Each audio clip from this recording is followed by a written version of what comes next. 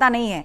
कुछ सीटें हैं जहां पर सिर्फ 1000-2000 के बीच में लीड है और वो लीड जो है क्रॉस भी की जा सकती है। तो इसीलिए अभी ये जो जीत का जश्न चल रहा है बीजेपी के खेमे में, इसको थोड़ा थमना चाहिए। नहीं, जीत का जश्न मना रहे, जीत जोर से मन रही है। एलईडी लगी हुई बीजेपी कार्यालय में और कांग्रेस कार्यालय में ताला लगा हुआ है। आम के पास क्या पड़ा है मीडिया दिखा रही है। कांग्रेस कार्यालय में ताला लगा है, लेकिन कांग्रेस को 14% वोट की बढ़त हुई है। 14% तक कांग्रेस ने इनको नुकसान पहुंचाया है, इनके घमंड को नुकसान पहुंचाया है। 6 महीने पहले वो कांग्रेस इनको साथ दी थी, आज उसी कांग्रेस को उन्होंने लटका दिया।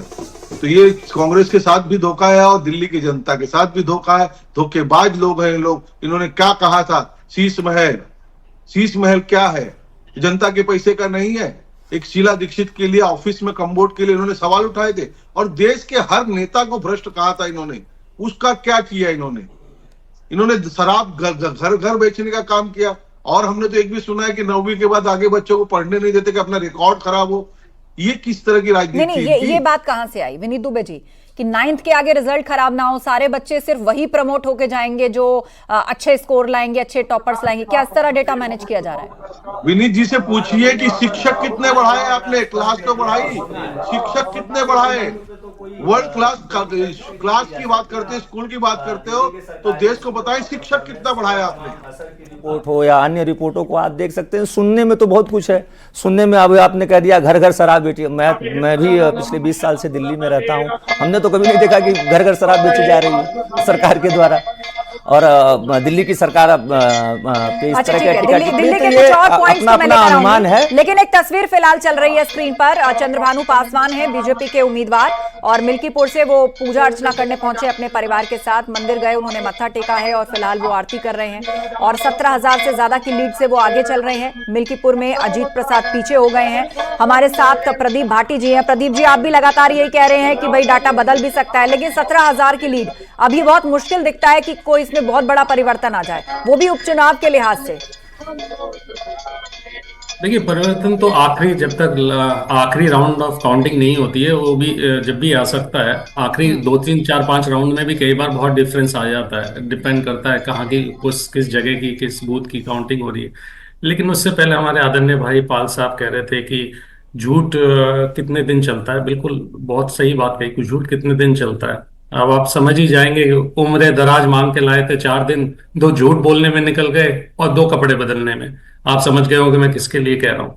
इन्होंने जो भी बातें कही भ्रष्टाचार को लेके, प्रचार के लिए, अरे प्रचार के लिए तो पूरा भारतीय जनता पार्टी के उत्तर प्रदेश से लेके देश के नेता ने कुंभ से लेके किसी चीज को नहीं छोड़ा जहां अपने आप प्रचार तंत्र को ना एक्टिव किया हो, जहां लाखों करोड़ों रुपए इसी के प्रचार, अपने प्रचार के लिए खपा दिए गए हो। तो इस तरह का। और आप अभी स्कूल की बात कर रहे थे, स्कूल में 27,000 से ज्यादा स्कूलों पे इंडिया टीवी की रिपोर्ट थी कि किस तरह से बंद होते जा रहे हैं, किस तरह से उत्तर प्रदेश के अंदर, मैं उत्तर प्रदेश की बात कर रहा हूँ स्पेसिफिकली, उत्तर प्रदेश के अंदर किस तरह से लोग बच्चे स्कूल, सरकारी स्कूलों में जा ही नहीं रहे, रेट कम होता जा रहा है। तो इस तरह की बातें जब आप करते हैं तो कहीं ना कहीं 2 उंगलियां आप अपने ऊपर उठा रहे हैं, भारतीय जनता पार्टी पे उठा रहे हैं कि जिस तरह से ये लोग आगे चीज चल रहे हैं। और कार्यालय की बात कर रहे थे, बहुत खुशी हुई कार्यालय की बात करके, एलईडी लगी। अरे भारतीय जनता पार्टी ने कोविड के अंदर 700 अपने कार्यालय बनाए हैं और हजारों करोड़ों रुपए खर्च करके वो कार्यालय बने। वो धन कहां से आया था?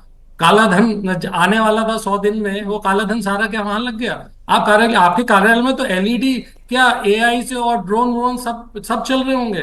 तो इसमें तो आपकी तो महारत हासिल है, क्योंकि आपने तो सारा चंदे से जो धंधा बनाया है उसके कहीं ना कहीं एलईडी सीसीटीवी और ये सब चीजें तो लगेंगे। ठीक है, एसएन सिंह जी जुड़ गए हमारे साथ। हमने देखा नहीं है जिस दिन आपके यहाँ पे एसएन सिंह जी जुड़ गए, बीजेपी प्रवक्ता जवाब देंगे। एसएन सिंह जी, एक बात कह दूं, आस्था जी, दरअसल लोकतंत्र का सम्मान नहीं करते हैं। आस्था जी देखिए, इसमें किसी की गलती नहीं है, सारी गलती अरविंद केजरीवाल जी की है। अरविंद केजरीवाल से बार बार दिल्ली की जनता पूछ रही थी, आपके रिपोर्टर पूछ रहे थे, आपने कोई अच्छी योजना चलाई हो तो बता दीजिए। नहीं, चर्चा किस पर हुई? पूरे चुनाव की चर्चा हुई लूट पर, झूठ पर, भ्रष्टाचार पर, शराब पर और शीश महल पे। इसके अलावा अरविंद केजरीवाल के पास कुछ था ही नहीं। झूठ कैसे कैसे बोल रहे हैं। हरियाणा के लोगों ने जहर मिला दिया। अब हरियाणा से सटे दिल्ली की 12 विधानसभाएं थी, वहां के लोगों ने बोला बड़ा झूठा आदमी है। दिल्ली में तो सभी जगह के लोग रहते हैं और भारत के नहीं दुनिया के लोग रहते हैं। ये जहर किसके लिए मिला गया? इस नाते आस्था जी, अरविंद केजरीवाल जो गड्ढा खोदे थे कि कांग्रेस इसमें गिर जाएगी, करप्शन का, भ्रष्टाचार का, उसमें जाके खुद गिर गए। पूरी दिल्ली 41x52 किलोमीटर में है। आप इनसे पूछिए कुछ अच्छी सड़कें बनी है? नहीं। कोई विद्यालय बना है? नहीं। कोई हॉस्पिटल बना है? नहीं। तो जब आप कोई कार्य नहीं करेंगे, आप जमुना को साफ नहीं करेंगे, विद्यालय नहीं बनाएंगे, कोई स्वास्थ्य सुविधाएं नहीं देंगे, सब में आपको 0 नंबर रहेगा, तो परिणाम भी आपका विनीत दुबे जी, जितना प्रचार होता रहा दिल्ली के एजुकेशन मॉडल का या यहाँ के हेल्थ मॉडल का, यहाँ के हेल्थ इंश्योरेंसेस का, तो ग्राउंड पर जनता ने नकार दिया उसको। आप देखिए कांग्रेस शून्य हो गई और कहीं ना कहीं कहा जा रहा है कि आपका खेल बिगाड़ने में कांग्रेस का भी हाथ है। वो खुद शून्य हो गई लेकिन सब कुछ भाजपा की तरफ ट्रांसफर हो गया। कांग्रेस पे तो बाद में आएंगे, मगर पहले तो ये कहना बहुत जरूरी है कि दिल्ली की जनता ने देखा है कि किस तरीके से शिक्षा में अमूलचूल परिवर्तन अरविंद केजरीवाल के नेतृत्व में यहाँ दिल्ली में हुआ। यहाँ के स्कूलों को टेंट वाला स्कूल कहा जाता था। आज आप जाइए और सरकारी स्कूलों की सुविधाओं को देखिए, आप 10th 12th के रिजल्ट और उसके बाद उन बच्चों के ग्रेजुएशन में भागीदारी देखिए, तो इतना जनरलाइज होके कहना, बोले एक हॉस्पिटल नहीं बना है। मेरे ख्याल से एसएन सिंह साहब नॉर्थ दिल्ली में ही रहते हैं, बुराड़ी का हॉस्पिटल उन्हें देखना चाहिए था। बुराड़ी में हॉस्पिटल बना है कि नहीं बना है, तो बहुत जनरलाइज कर देना कि नहीं कोई काम नहीं हुआ है। पूरे देश में लोग गुड गवर्नेंस के मामले में अरविंद केजरीवाल को नाजीर मानते हैं, इसमें कोई शंका नहीं, कोई संदेह नहीं। और अभी भी मैं ये कहना चाहता हूँ कि अभी जो 43 या 27 का ये जो आंकड़ा आप देख रहे हैं, कैसी दिल्ली। एसएन सिंह जी, एक बार इनकी बात पूरी, एक बार हमारी बात पूरी हो जाए। आप बोल रहे थे तो हमने कुछ कहा नहीं। मैं फिर काउंटर का मौका दूंगी। सुधा मिश्रा जी भी हमें ज्वाइन कर चुकी है, कांग्रेस की प्रवक्ता भी आ चुकी है हमारे बीच में। अब 20 सेकंड मैं बस इतना कहना चाहता हूँ कि अभी बहुत अर्ली रिजल्ट हैं, पहले राउंड दूसरे राउंड का आ रहा है, इतना ज्यादा सोने की जरूरत है। उदाहरण मैं बता देना चाहता हूँ, आप मुस्तफाबाद का देख लीजिए। अभी जहां वोटिंग, जहां फर्स्ट राउंड में वोटिंग हुआ, तो आप देख रहे हैं मोहन सिंह बिष्ट जी का एक लंबा हुआ है। और मुख्यमंत्री योगी आदित्यनाथ जी के रीतियों और नीतियों से प्रभावित होकर मिल्कीपुर की जनता ने जिस तरह से अपार जन समर्थन दिया है, उसके लिए मैं मिल्कीपुर की जनता के चरणों में कोट कोट प्रणाम करता हूं, वंदन अभिनंदन करता हूं। हम लोग सरकार द्वारा जो जन कल्याणकारी योजनाएं चलाई जा रही हैं, उसको हम लोग जन जन तक पहुंचाने का काम किए, और मोदी और योगी जी की रीतियों नीतियों से प्रभावित होकर मिल्कीपुर की जनता ने जिस तरह से अपार जन समर्थन किया है, उसका मैं हृदय से आभार व्यक्त करता हूं, वंदन अभिनंदन करता हूं। प्रभु श्री राम कला हमारे आराध्य देव हैं, हनुमान जी महाराज, भगवान सूर्यदेव को मैं प्रणाम करता हूं। मैं अपने घर से सुबह निकलते ही माँ भगवती दुर्गा जी के दर्शन किए, पूजन किया शिव जी का, फिर माँ कामाख्या धाम दर्शन के उपरांत हनुमानगढ़ी गए, वहाँ से उपरांत तो भगवान सूर्यदेव के दर्शन कर रहा हूँ। इन्हीं के आशीर्वाद से ही संभव हो पाया है, और हमारे मिल्कीपुर के जनता के आशीर्वाद से ही संभव हुआ है। मिल्कीपुर का जनता को मैं प्रणाम करता हूँ। धन्यवाद। विनीत जी, बात पूरी कीजिए। चला था अस्पताल पे कह रहे थे, तो आज आप देखिए कि दिल्ली के सरकारी अस्पतालों के सामने से दवाइयों की दुकानें खत्म हो गई। ये विकास है। 2.5 लाख 5 लाख का इंश्योरेंस या कंप्लीट इलाज।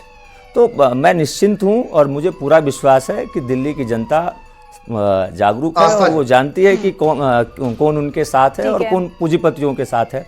और अगर आप अभी रुझान को मान भी लें, अगर आप रुझान को मान भी लें, तो इतनी जल्दबाजी क्या है, 1 घंटे और सब्र कर लीजिए। हाँ। निश्चित तौर पे ठीक है। और जो जनता का फैसला है। एक और इंटरेस्टिंग बात मैं आपको बताऊं, चुनाव आयोग अभी देखिए, एक तो ये है डेटा जो लगातार काउंटिंग सेंटर से आ रहा है, एक डेटा जो चुनाव आयोग रिलीज करता है, उस पर अगर जाएं तो आम आदमी पार्टी और बीजेपी के बीच में ज्यादातर सीटें ऐसी हैं जहां पर 2000 या उसके आसपास की लीड बनी हुई है। अब इसी के आधार पर आम आदमी पार्टी कह रही है कि रुकिए जरा 1 घंटा और रुकिए, सब कुछ बदल भी सकता है। नहीं, अच्छी बात है। देखिए, अगर किसी भी चुनाव लड़ने वाले से पूछेंगे उस दिन तक, तो वो कहेगा कि नहीं चुनाव हम ही जीत रहे हैं, और रिजल्ट आने के 10 सेकंड पहले तक भी कहेंगे तो वो कहेगा परिणाम हमारे पक्ष में आ रहा है। लेकिन मैं आपको बड़ी स्पष्टता से बता रहा हूं, परिणाम बहुत सार्थक, सुंदर और भारत के पक्ष में आ रहा है, भारतीय जनता पार्टी के पक्ष में आ रहा है, दिल्ली की जनता के पक्ष में आ रहा है। हमारे मित्र भी कह रहे थे भाई ये प्रचार का समय है नहीं, आज परिणाम का समय है, वोटिंग भी हो गई है। स्पष्टता से आप बता दीजिए कि लोकतंत्र पे आपको भरोसा है, विश्वास है कि नहीं है।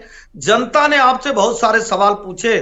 आस्था जी, आज इस बात पे चर्चा होनी चाहिए कि किन किन मुद्दों पे चुनाव लड़े और किन किन मुद्दों पे नकारात्मक वोटिंग हुई, किन किन मुद्दों पे सकारात्मक वोटिंग हुई, क्यों जो है लोग इनको छोड़े और भारतीय जनता पार्टी के पक्ष में वोट किए। देखिए, भारतीय जनता पार्टी के पक्ष में पहले भी वोट करते थे, 2014 में लोकसभा में किए, 19 में किए, 24 में लोकसभा में 56 से 58%। विधानसभा में आते आते तो एकदम ग्राफ जो था ना वो बिल्कुल रुझान में वो दिख रहा है, एग्जिट पोल में भी दिख रहा था।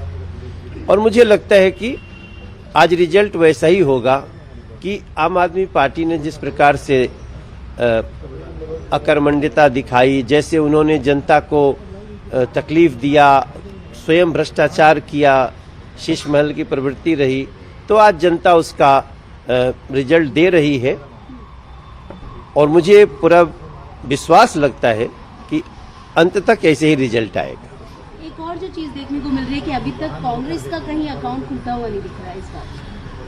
नहीं, कांग्रेस अभी किसी तरह मुझे लगता है कि जो मैं वोट शेयर देख रहा हूं तो लगता है कांग्रेस अपने भविष्य को लेकर के चिंतित दिख रही है, लेकिन खाता खुलने का तो मुझे भी कहीं से अंदेशा नहीं दिख रहा है। तो बीजेपी नेता मनोज तिवारी को आप सुन रहे थे, उन्होंने बात रखी और अभी से बीजेपी के नेता जो आकर हैं जनता का धन्यवाद करते हुए दिख रहे हैं। सुधा मिश्रा जी हमारे साथ है, कांग्रेस की प्रवक्ता। सुधा जी, चूंकि स्क्रीन पर टैली दिल्ली का है और उस वक्त देश में सबसे बड़ी खबर और सबसे बड़ी निगाह जिस चुनाव पर आकर टिक गई है वो दिल्ली का चुनाव है। आपने ये कैसा चुनाव लड़ा? खुद शून्य हो गए, भाजपा 41 के पार चली गई, आम आदमी पार्टी 28-29 के बीच में रुझानों में। जी आस्था जी, ये समझना बहुत मुश्किल हो रहा है कि जनता जो हमारे साथ खड़ी दिखती है वो वोट में कन्वर्जन उनका नहीं होता। ये सच में सोचने और उस पर कहीं ना कहीं काम करने की जरूरत है। और मैं कभी भी इस बात को नहीं कहती हूँ जब भी मैं आकर बैठती हूँ कि कुछ ना कुछ गलतियां हैं। अगर गलतियां नहीं होती या जनता के हम मिजाज को समझ नहीं पा रहे हैं, कुछ तो ऐसा है जिसमें हमें काम करने की जरूरत है। क्योंकि जिस तरह से जब हम जमीन पे होते हैं तो जनता का जो जनता हमारे साथ होती है उसका कहना, और जब ये मतदान होता है तब वहां का जो रिजल्ट दिखता है उसमें बहुत अंतर दिखता है। तो ये जानना पड़ेगा कि आज की राजनीति में काम बहुत जरूरी है, किए गए कामों पे बात करना जरूरी है, या जिस तरह की राजनीति हो रही है, चाहे वो भाजपा कर रही हो चाहे आप कर रही हो, वो राजनीति जरूरी है। ये बहुत समझना और जानना पड़ेगा। पिछले 10 वर्षों में यहाँ पे आप अगर छोड़ दीजिए तो अगर मूड देखिए, जब भी मतदान हो रहा है, मतदान आप कुछ भी कर लो, जनता उन्हीं मुद्दों को नकार रही है जो उनके हित में है, चाहे वो महंगाई का मुद्दा हो, चाहे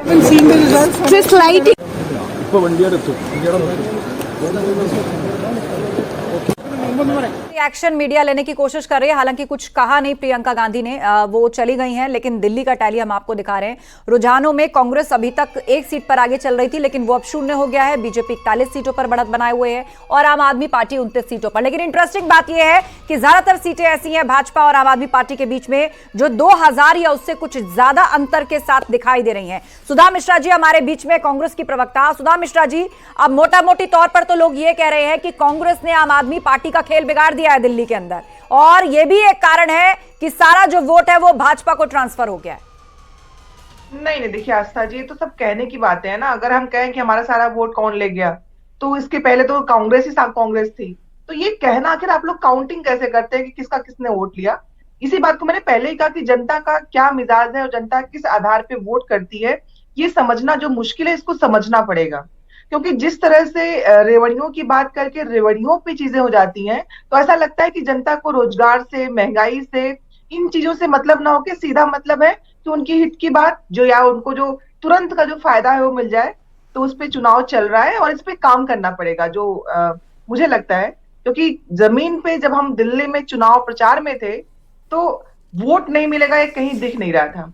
ये कोई कुछ भी कहे, क्योंकि रिजल्ट ही एकमात्र होता है कि आप रिजल्ट देख रहे हो, उस पे बात कर रहे हो कि ये हुआ ये नहीं हुआ, हार और जीत पे ही हम मसले पे बात करते हैं। लेकिन कहीं ना कहीं इस बात को समझना पड़ेगा आस्था जी, और बहुत सीरियसली समझना पड़ेगा कि जनता चाहती क्या है। यही तो सब लोग पूछ रहे हैं कि क्या कांग्रेस ये समझ पाई है। यूपी में आपकी स्थिति आप देख लीजिए, महाराष्ट्र में देख लीजिए, हरियाणा में देख लीजिए, और उसके बाद दिल्ली में एकदम शून्य फिलहाल टैली नजर आ रही है। और एक बड़ी खबर बता दें, तीसरी बार कांग्रेस का खाता नहीं खुला है दिल्ली में। अब तक कांग्रेस को बढ़त नहीं मिली है। 2015 में भी एक सीट उसको नहीं मिली थी, 2020 में भी उसका खाता नहीं खुला था, और अब ये तीसरी बार फिलहाल रुझानों में नजर आ रहा है जब कांग्रेस का खाता खुलता हुआ नहीं दिख रहा है। इससे पहले ऐसा 2 बार हो चुका है। 2015 में एक भी सीट कांग्रेस को नहीं मिली थी, 2020 में भी उसका खाता नहीं खुला था, और अब 2025 में भी फिलहाल टैली के अकॉर्डिंग वो शून्य पर ही नजर आ रही है रुझानों में। राजकुमार पाल जी हमारे साथ हैं, राजनीतिक विश्लेषक। राजकुमार पाल जी, मुझे बताइए, उसी कांग्रेस को चैलेंज करके आम आदमी पार्टी जो थी वो चुनाव लड़ी, बहुत एग्रेसिवली लड़ी, सत्ता में आई, लगातार सत्ता में रही, लेकिन शून्य पा रही है 2 बार से, और तीसरी बार भी फिलहाल टैली शून्य पे अटका हुआ है। देखिए, कांग्रेस ने दिल्ली चुनाव ढंग से नहीं लड़ा, गिनी चुनी सीटों पर लड़े ताकि उनको आम आदमी पार्टी के साथ हिस्सेदारी में सरकार बनानी थी। पूरी देखिए, राहुल गांधी और प्रियंका एक लिमिटेड सीटों पे ही प्रचार किया उन्होंने, और कितनी देरी से राहुल गांधी आए, कितनी देरी से। ऐसे चुनाव थोड़े लड़ा जाता है। भाजपा एक कार्यकर्ता का संगठन है, भाजपा पूरी तरह संगठित होकर लड़ती है।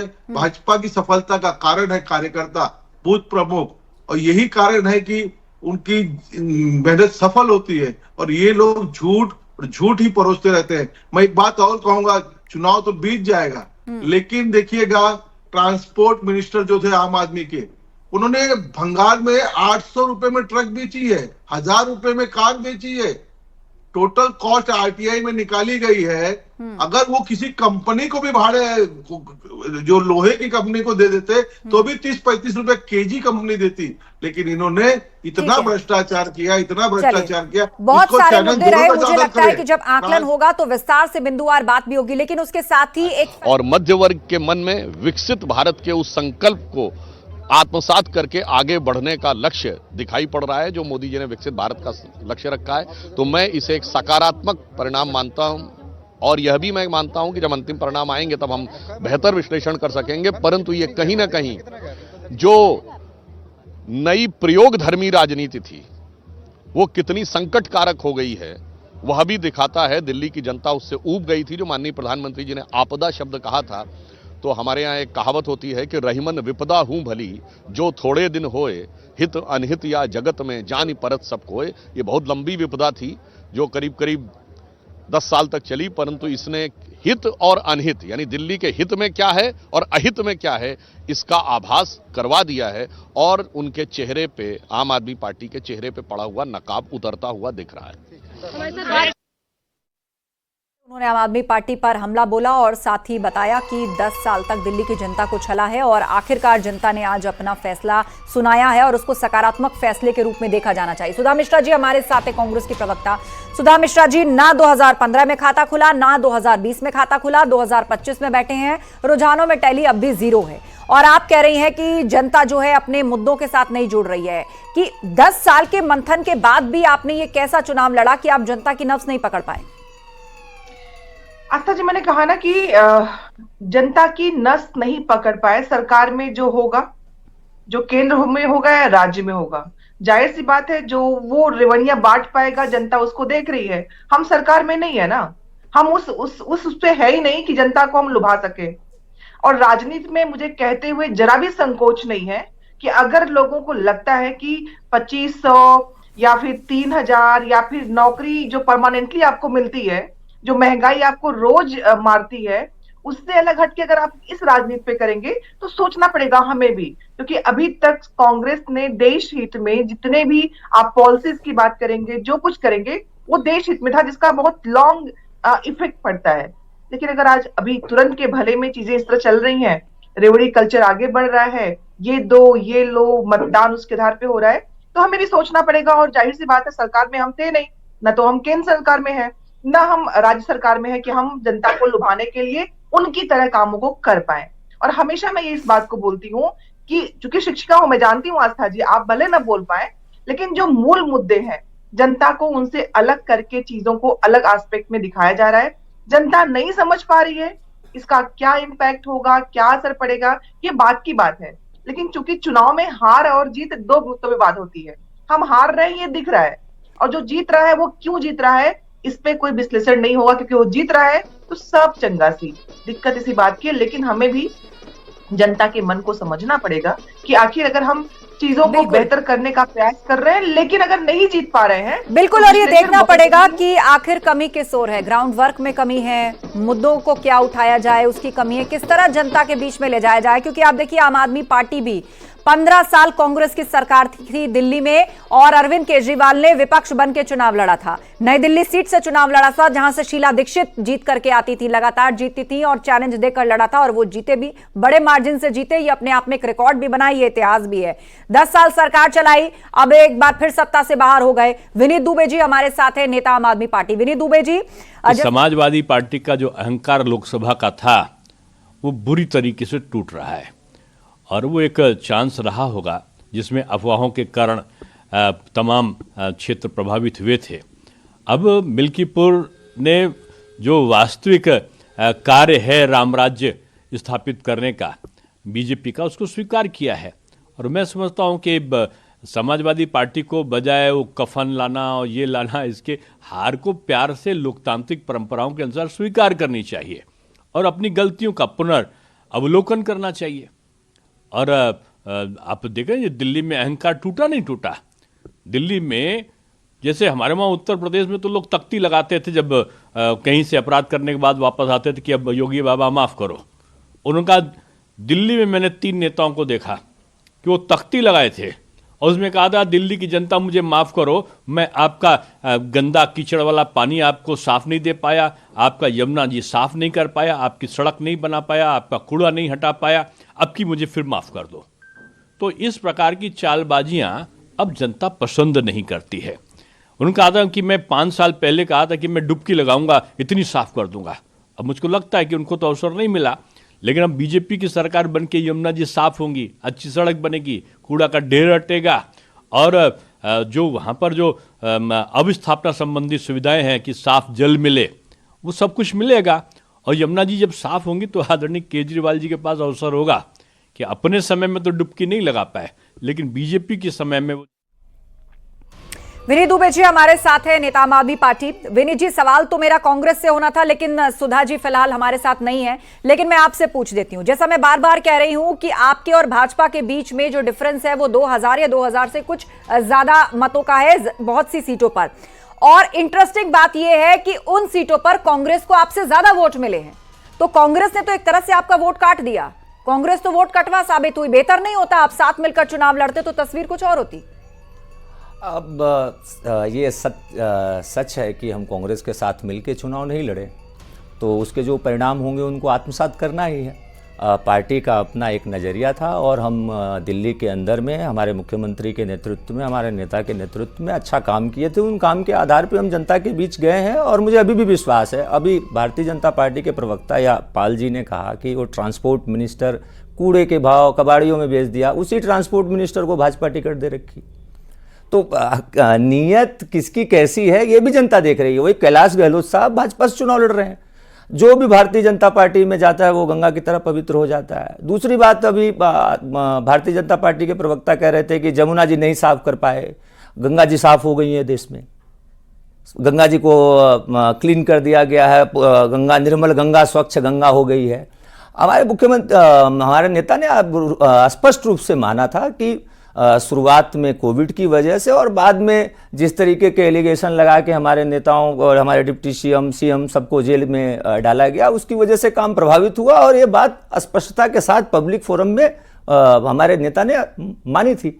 तो ऐसा नहीं है कि कोई मुंह छुपा के चले जा रहे हैं। जहां तक बात कर रहे थे सड़कों की, बिजली की, भारतीय जनता पार्टी अपने मैनिफेस्टो को उठाए, 2014 के मैनिफेस्टो को उठाए। मोदी जी 2 करोड़ नौकरी देने के लिए आए थे। ये सब बातें करके और कह के कि नहीं हमने ये नहीं किया, हमने ये नहीं किया। अब देश की जनता ये तय करेगी कि 5 लाख का इंश्योरेंस उसे चाहिए या पूरा इलाज चाहिए, और जनता का जो फैसला होगा वो सर आंखों पे होगा। हम सब लोग लोकतांत्रिक हमारे बीच में एसएस सिंह जी, दिल्ली में इस बड़े उलटफेर के पीछे एक फैक्टर कांग्रेस भी रहा क्या? जैसे मैंने जिक्र किया कि बहुत सी सीटों पर जहां अंतर बीजेपी और आप के बीच में 2000 या उससे कुछ ज्यादा का है, बहुत सी सीटों पर उससे ज्यादा वोट कांग्रेस को मिले हुए हैं। नहीं देखिए, चुनाव 4 चीजों पे लड़ा जाता है: लीडर, कैडर, विकास और विश्वास। एक लीडर ऐसा था जिसपे दिल्ली की जनता ने बहुत भरोसा दिखाया, 3-3 बार सरकार बनाई, 56%, 58% वोटिंग उसके पक्ष में जाती थी। लेकिन वो लीडर जब भ्रष्टाचारी बन गया, जब कोई कार्य नहीं किया, तो उस लीडर पर विश्वास हट गया। दूसरी बात मैं कहूंगा कैडर। आप देखेंगे वो जब भ्रष्टाचार में जेल में जाते हैं और जेल से बाहर आते हैं और अपने कैडर को बुलाते हैं, आम चुनाव में भी तो कैडर साथ नहीं रहता है, भीड़ साथ नहीं रहती है, प्रचार साथ नहीं देता है।